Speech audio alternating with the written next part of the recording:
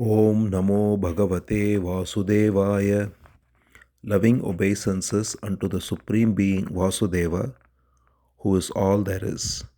Janmadyasya yato anvayaditaratascha artheshu abhigyaswarat tene brahma hridaya adikavaye muhyanti yatsurayah tejo vari mridam yatha vinimayo yatra trisargo mrisha dhamna swena sada nirastakuhakam satyam param dhimahi. We meditate upon the transcendent absolute being from whom springs forth this universe. He is present in all that exists and yet distinct from everything. He is fully conscious and totally independent. He revealed to the first seer Brahma the import of Vedic wisdom. The material creation made of threefold gunas appears in him as though real like water in a mirage. Being eternally self-effulgent, he is ever free of the illusion maya of the material world. We meditate upon him, the Supreme Being. Nigamakalpataror galitam phalam shukamukad amritadrava sanyutam pibata bhagavatam rasamalayam muhuraho rasika bhuvi bhavukaha. O devotees who relish a taste for divine love, Bhagavatam is the fully ripened fruit of the wish-yielding tree of Vedas, flowing as immortal nectar from Shuka Brahma Rishi. Go on drinking this nectar day after day. So we are entering the 31st chapter of the third Skandha of Bhagavatam. In the last chapter, we saw a very blunt and powerful lesson on Vairagya or dispassion given by Lord Kapila. Lord Kapila described how people caught up in sensory attachments and in their possessions and in their relations engage in a life which leads them down dark alleys, do dishonest things, all to protect a family that does not even finally respect them, and then they are left to die a miserable death. And this is seen even in the cases of people who seemingly have it all together and who also have a family that does not abandon them but takes care of them. Still, even in those cases, ultimately the final destination is the same, because as long as they are attached to their family, in fact, it may be even harder for them, at least in the cases where the family abandons them or disrespects them, a certain dispassion may arise out of that. But those who are well taken care by family till the end, and therefore who are so attached to the family, they are not able to leave the body peacefully. They are still worried about the family till the last moment and their welfare. And in this attachment, they are blinded and they die, and thereby it is said they come back to similar regions. So, the whole point of the last chapter was to emphasize this cycle that people go through attachment without recognizing their true nature. It is continued here in this chapter. What happens after such a person dies and goes through hellish regions, goes through various creatures, and then finally again ascends to a human embryo. Then he unfortunately repeats the same cycle, and Lord Kapila describes in great graphic detail what happens when, by force of destiny, this fellow, he says, enters the womb of a woman again in the form of a human body. Then the egg, of course, he gives very precise description of what happens. There is the ovum that is formed in one night, and in 5 nights it becomes a bubble, and then in a month there is a head that is formed, and at the end of 2 months hands and feet and limbs are formed, and by end of 3 months the bones and skin appear, and most importantly the gender appears, whether male or female. And then after 4 months various ingredients of the body as in terms of bone and fat and all these things form. And then after 5 months, this baby, this unborn baby, goes through hunger and thirst. And then after 6 months, the baby is grown enough to derive nutrition directly from the food and the drink taken by the mother, and eating that and living in a very difficult place, because the womb is a very constricted dark place, and this is where the baby is floating. So one of the important things, there is two things to note here. One is what Adi Shankara says in the Bhajagovindam 2. He says, Punarapi Jananam, Punarapi Maranam, Punarapi Janane Jatare Shayanam, Iha Samsare Bahudustare, Kripaya Pare Pahi Murare. That's the beautiful verse. What it means is, again and again, I go through birth and I go through death, and for every birth, I have to go through Jatare Shayanam, he says. That means I have to sleep in the abdomen of a woman.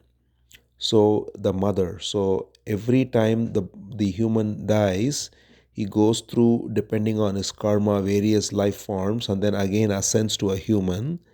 And then there he again has to lie in the womb of a woman, which in her stomach, which is a very constricted and difficult place, and therefore it causes suffering.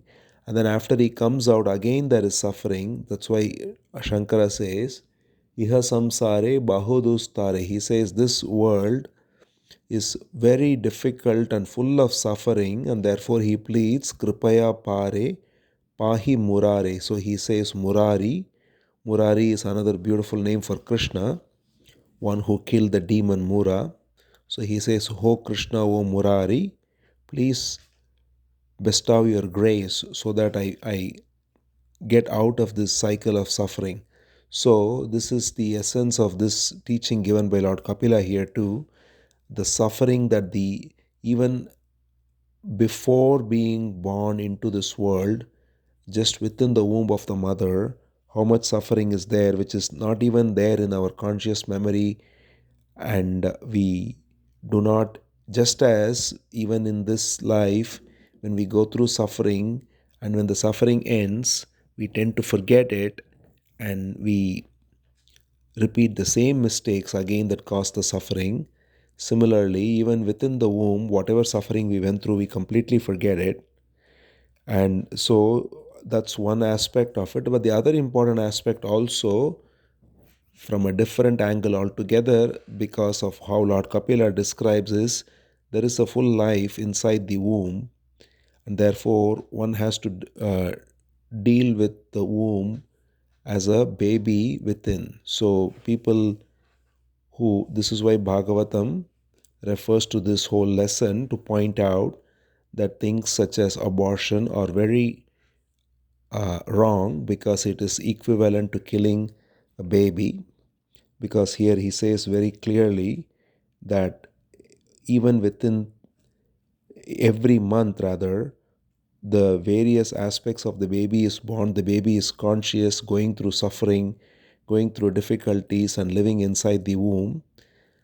And it is still going through all this because of its past karma, and it is given this opportunity again, that despite all this suffering, he or she can come into the world and take the opportunity of the human birth to inquire and realize the self. So every human baby has the potential to realize the true nature of being and be freed, because the human birth is uniquely capable of self-reflection and self-awareness. So this is why this birth is considered so rare, and every tradition in fact holds it very high.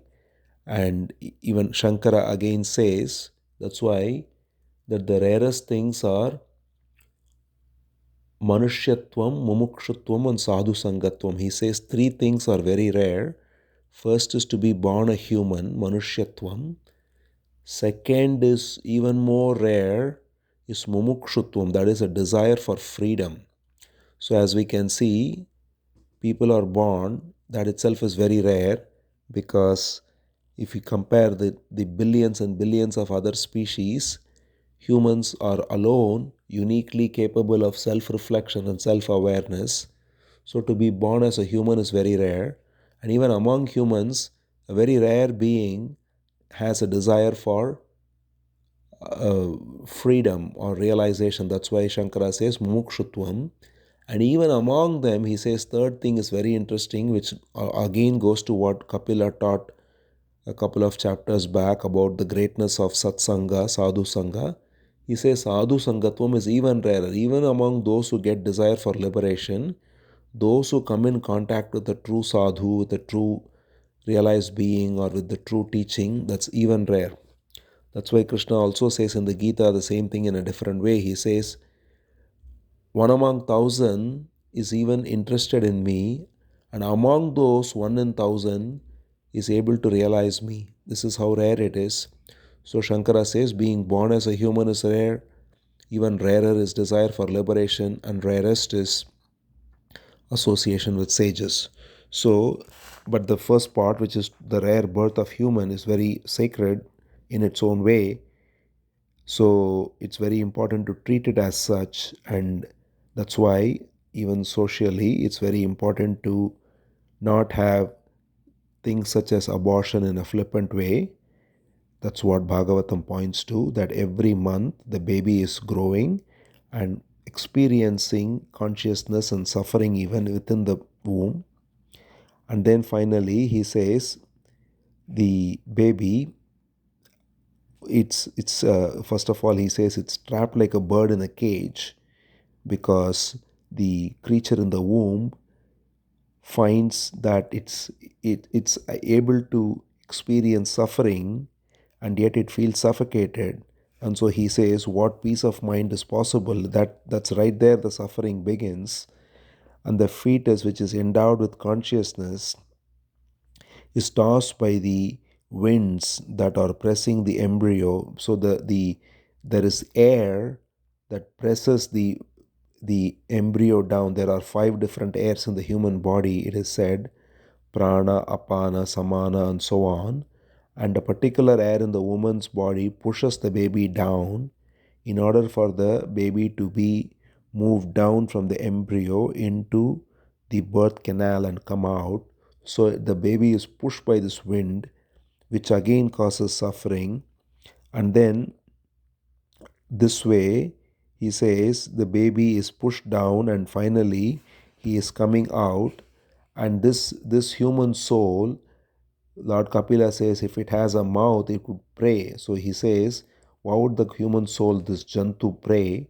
He says, the human soul which is caught in the womb and is pushed down like this and going through so much suffering, it would pray by saying that I take shelter in you, because at that point, if the in that suffering in the womb, if this baby were able to pray, it would right there recognize and surrender completely and say that I take shelter in you and I bow to you totally, O Supreme Lord, because you have taken this form and you have seemingly out of your own Maya appeared in this organism and appear as if you are bound, and your own reality is screened here, and therefore I am appearing here as if I am in a body made of 5 elements, and I am adoring you so that you may reveal your truth, and thereby I am free of this false clothing of a human body,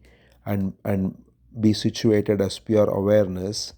So he would say that, having forgotten my own self under the influence of Maya, I am traversing this journey of samsara, that is, going from birth to birth, and only by your grace I can be freed of this false identification, and therefore, please bestow upon me your grace, which is the only thing that can free one from suffering. So, if this Jantu, as it is called in Sanskrit, the human soul, that is about to be born in this way has a mouth, it would pray like this. So, again, as we said, the human soul is very rare. And even though we can see that the human embryo goes through so much suffering in the womb and comes through birth, it has the opportunity to recognize this because of the unique capacities of the human faculties to be self aware.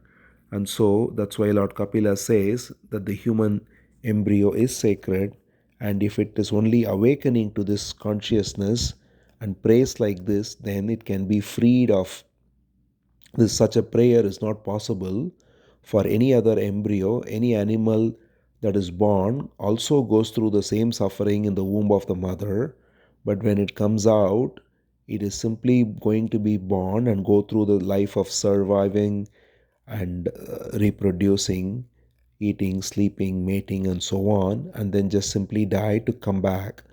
Human alone is able to reflect like this and surrender to the Supreme Lord. And therefore, Lord Kapila says that this human soul, if it is awakened to this, then it can engage in a prayer like this, and that prayer can make it totally surrender and realize its true nature. But then he goes on to add that the same Jiva, after 9 months, in the 10th month when he comes out, he is always, almost always, that is, caught in the illusion again, being nourished by people and being attached to the various other people around, being put to various sufferings even as a baby with very tender skin, and crying for food and going through suffering growing up and going through many painful experiences in infancy and in boyhood, and then attaining youth, he still goes through the same experience of grief. His pride and anger grow. So, this is again a lesson in Vairagya as to how not to live, because unfortunately, even though the chance is given for the human soul to come back in a very rare way and to surrender to the Supreme Lord, as we saw this prayer that can be said by the even the baby, and yet the baby grows up, as we see in this world, growing with various suffering, sickness and illness and challenges as a child, and yet growing up, he or she develops pride and anger, seeking sensual enjoyment, clinging to the unreal, and for the sake of the body performing various actions which are dishonest and not righteous. And if the person then comes under the influence of sensually minded people who are only engaged in sense gratification and pleasure, then he unfortunately repeats the same cycle as before. So the cycle described in the last chapter of being attached to the family, attached to possessions, engaging in dishonest acts, being disrespected and discarded by the family, and then dying a pitiable death, the whole cycle gets repeated again if one, having born as this human embryo, going through the suffering even within the womb, coming out, instead of waking up to the truth of suffering and to surrender totally, if he again falls prey to the company of sensual people and to the wrong company, then the same history gets repeated. So that's why Lord Kapila says one should never cultivate the fellowship of wicked fools who are always of fickle mind and who have identified themselves with the body, and because of them all good qualities are lost: truthfulness, purity, compassion, control over the tongue, wisdom, prosperity, modesty, forbearance. Nothing is present in the company of such people. So, what is most important, again, Lord Kapila comes a full circle. He started the whole discourse to Mother Devahuti by emphasizing the importance of right fellowship, right association with sages and saintly beings, satsanga.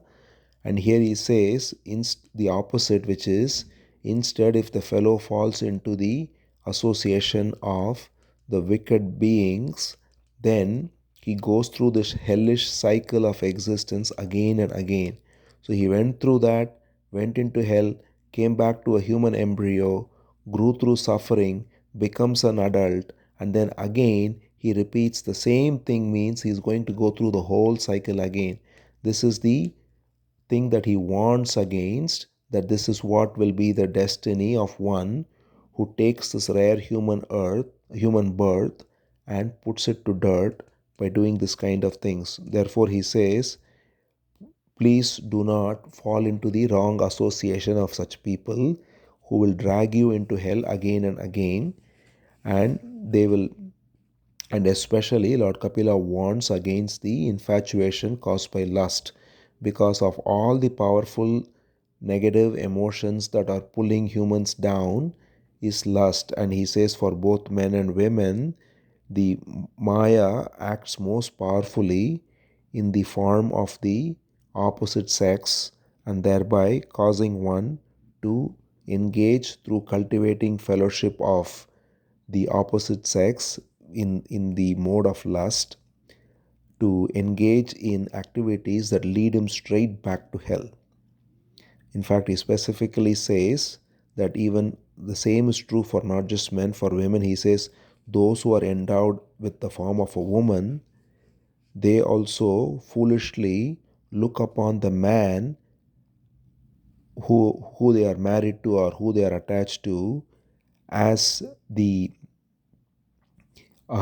as their main source of security and main source of love. And because of this attachment they have to the man, they are also only attached to death in the form of the husband and then their sons and so on. So he says nicely, just as the hunter causes a deer to be attached by singing. So it's a very nice example. It's said that the hunter sometimes plays a song and the deer is attracted by the song and it comes looking for the song and falls prey to the hunter. Similarly, for a woman too, the the sound of the baby crying and the attachment to their children and family is like the song of the hunter that takes them straight back to hell. So, whether it's a man or a woman, being attached to the opposite sex and to family, and to treat that as our own self, the identity of a man or a woman, and thereby go through this kind of suffering, is the root of all hellish existence. And that's why Lord Kapila says, such a person, such a being, moves from one sphere to another and keeps on reaping the fruits of his actions, and yet unceasingly commits fresh actions which are paving the way for future births and future suffering. So, this subtle organism, when he continues this way, it brings forth again and again birth and death, and he is going through old age, unable to see and unable to hear, and all his senses are dulled, and he dies or she dies, and then again comes back for the same cycle. Therefore, he says the right course of action for a man is to neither regard death with horror nor have any infatuation to life. So, this is the essence of these two chapters on dispassion or vairagya, is that do not identify with the body as the self, thereby do not get caught in infatuation or in attachment, and therefore do not be afraid of death even. And when one is able to live free of attachment and live free of the fear of death, then he realizes the true nature. Then such a being can move about in this world free from attachment, steadfast in purpose, and free of stinginess, he says. It's a very beautiful expression that Krishna also uses in the Gita. Karpanyam means to be miserly or stingy. So Krishna says in the Bhagavad Gita, Karpanya dosho prahatasvabhava. He says to Arjuna, you are having the quality of miserliness when you are suffering through attachment. It's a very interesting expression.